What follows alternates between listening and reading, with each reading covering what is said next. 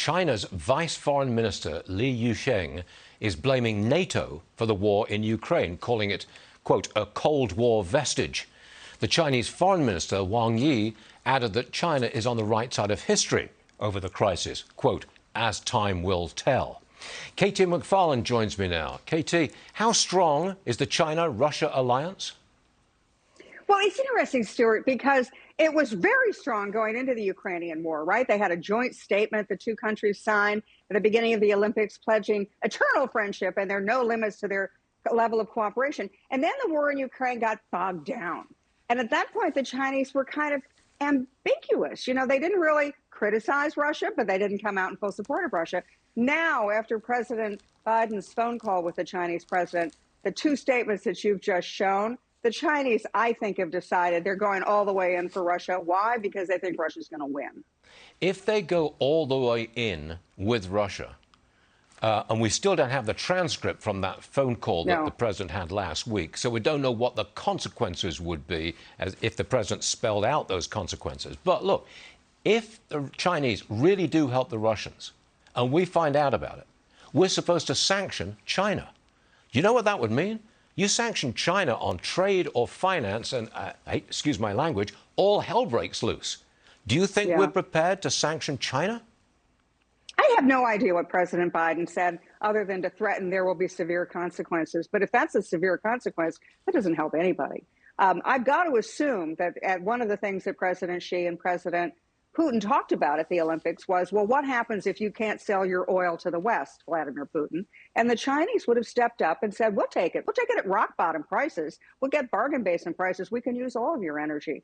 So again, I worry that when countries and leaders make threats that they have no idea how they're going to carry out because they just assume everybody will back down, don't assume that anymore. The United States is in a different position, and the Chinese are convinced that they are going to dominate the 21st century with their pals, Russia, and that the United States is a declining power. A U.S. admiral says that China has now fully militarized those 3 man-made islands in the South China Sea. China had previously promised not to militarize them. How should our military respond to what just was announced today?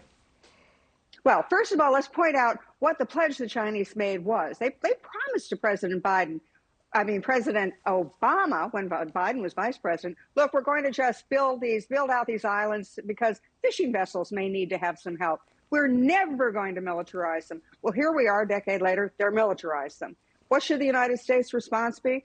We've got to do a couple of things, Stuart. Number one, increase the defense budget, particularly the naval budget. Number two, go all in for high technology. We've not done that. We could go all in for high technology. And then finally, stand up to these guys. Use the weapons we have.